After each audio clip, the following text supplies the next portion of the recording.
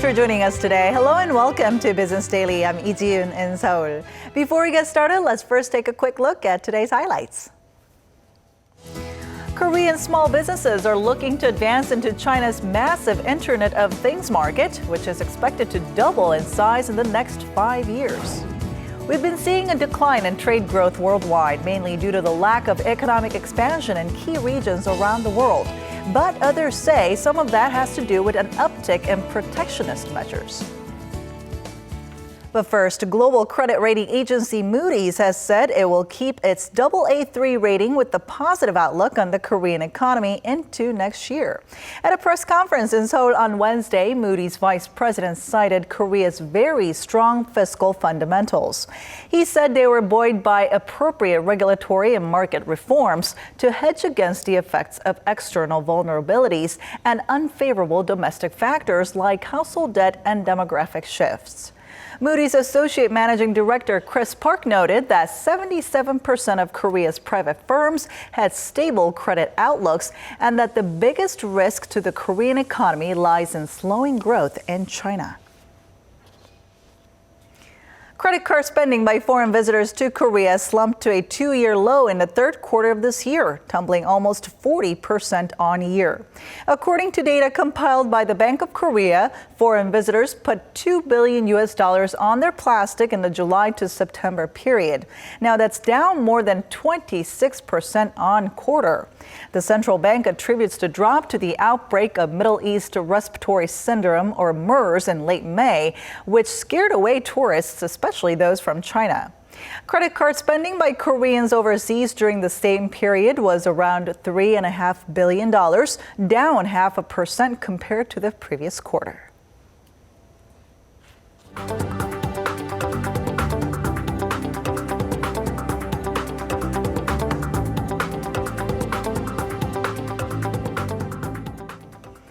Samsung Electronics outstripped its rivals in terms of smartphone sales in emerging markets in the third quarter. According to market research firm Strategy Analytics on Wednesday, Samsung smartphones ranked first out of 14 countries in what it calls the next 15 emerging markets.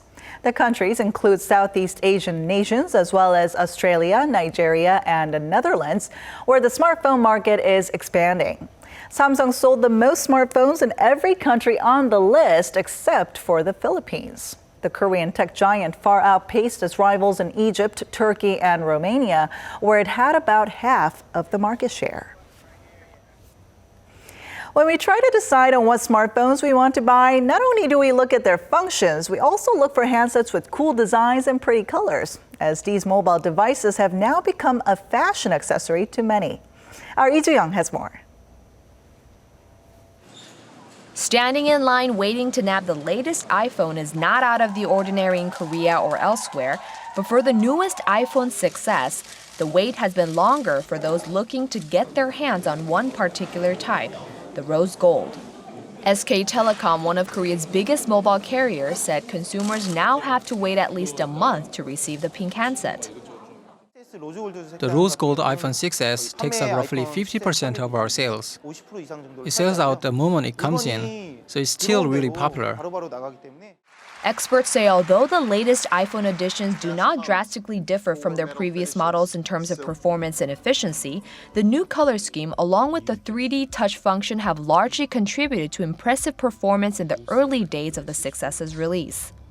During its debut weekend in September, Apple saw 13 million units being snatched up by global consumers.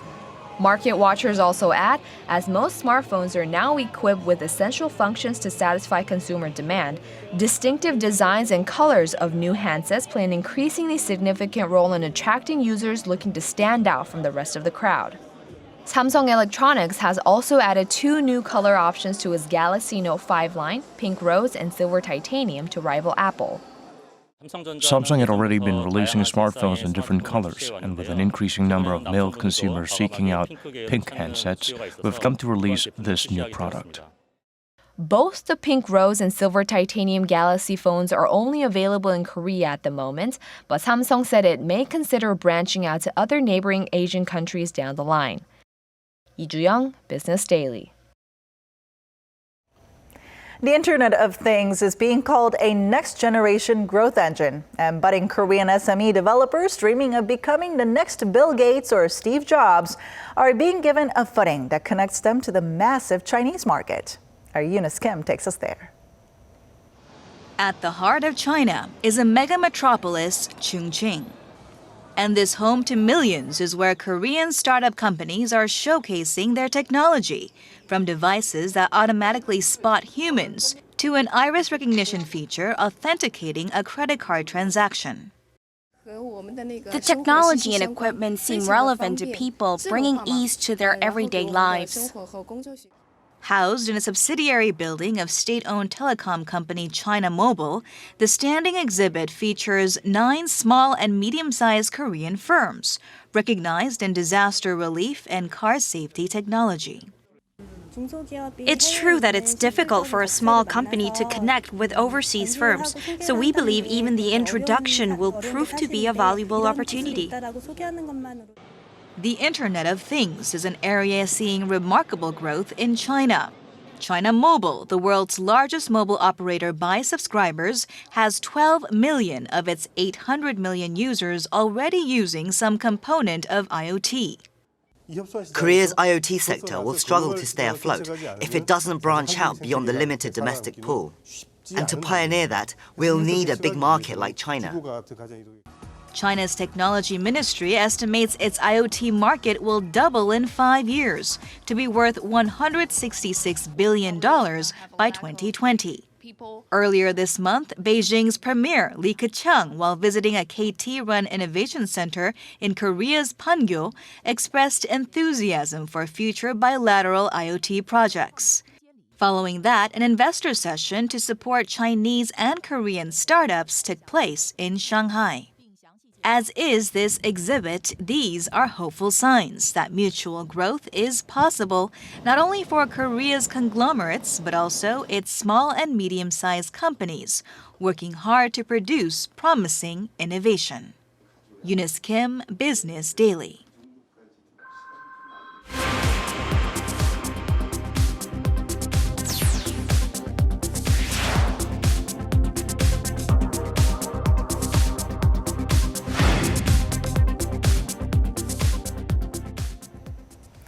We've been seeing trade volumes slide worldwide amid the slowing global economy, and in moves to protect what they have, more countries are taking protectionist measures, setting tougher trade regulations against each other.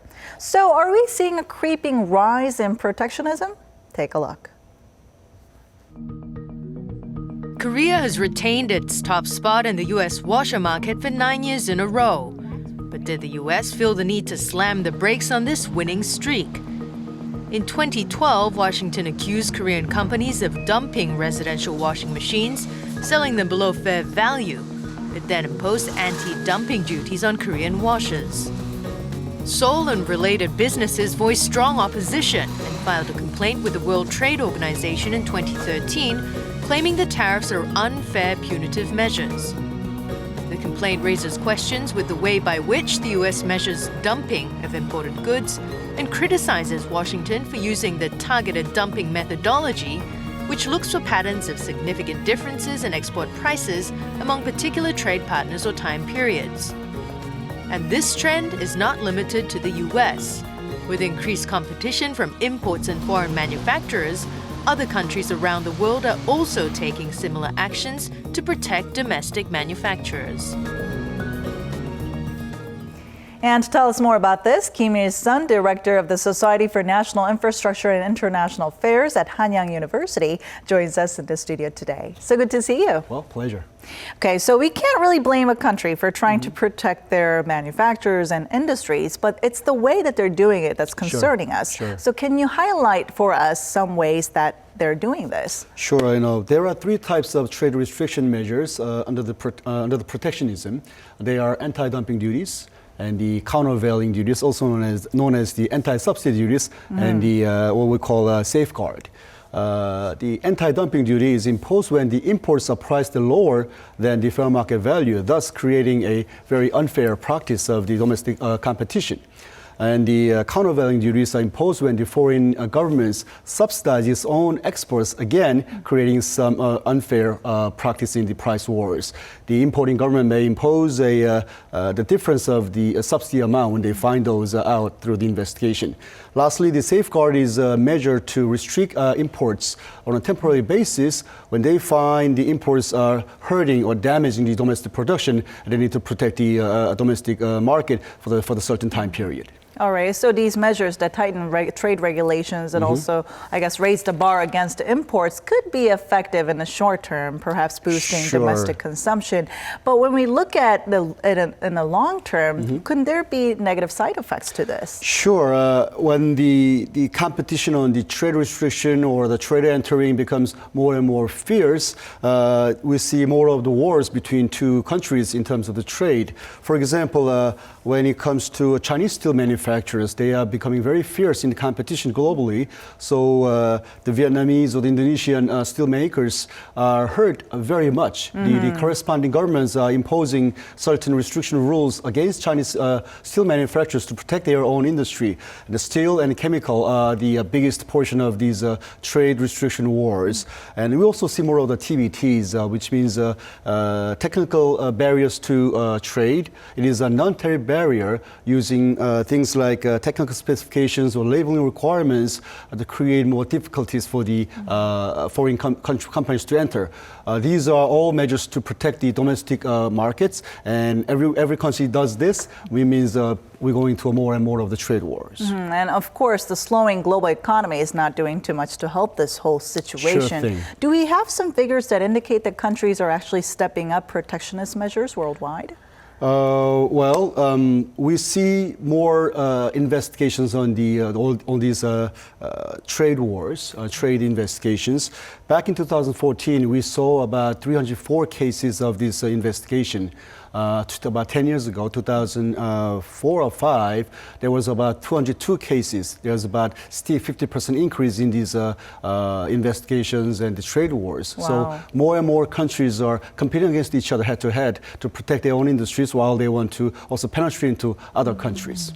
All right, but then a lot of these countries actually have signed trade agreements with one another. Then wouldn't that help to protect them from, I guess, artificial trade barriers? Sure. You see FTAs, as we know it, is simply exempting the tariffs of entering certain market. But the problem is, there are non-tariff barriers that create invisible walls of entry for foreign companies to enter. Things like import licensing agreement and making the customs clearance more difficult. For the foreign companies, it's a very much a big headache to enter certain markets. So while they provide a welcome note through the free trade agreement, they also throw in this protectionism. It's like meeting the spear and the shield at the same time. All right. Well, like we saw in the report with the Korean residential hand washers and the U.S. tariffs on it, are there any cases like those where Korean manufacturers took a hit? Sure. Korea, if we know it, is ranking about number 3 in terms of anti-dumping investigations worldwide, next to China and Taiwan. Wow. Korea has been hit badly last year. They lost about $6 billion or more than that. $6 billion. Through these, countermeasures. What's interesting is that traditionally, the developing countries like India or Indonesia, they were the ones to impose trade restriction on Korea.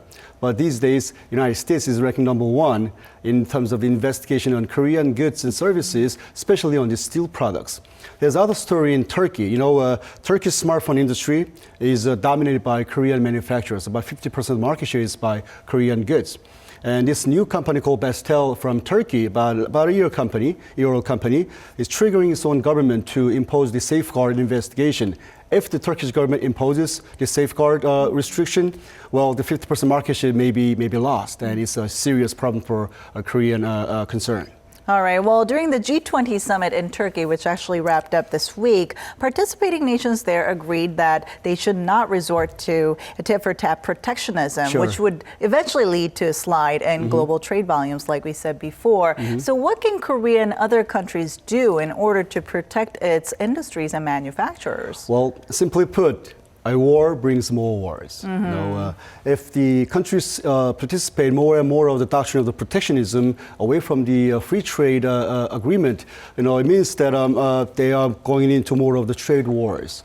Economists, do a study, the impact of the protectionism on the economic growth for any country is largely negative. So we want to stay away from those. How do we do it?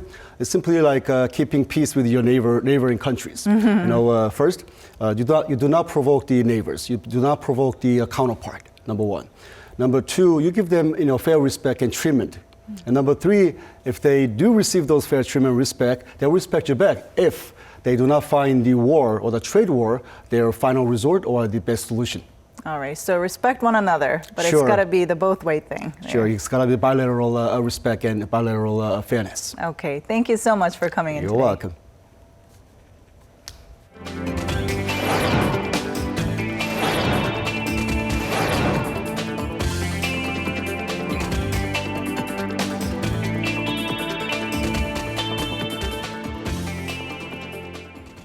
And that does it for now. Thanks so much for watching, and we'll be back tomorrow at the same time, same place for your Business Daily. Until then, goodbye.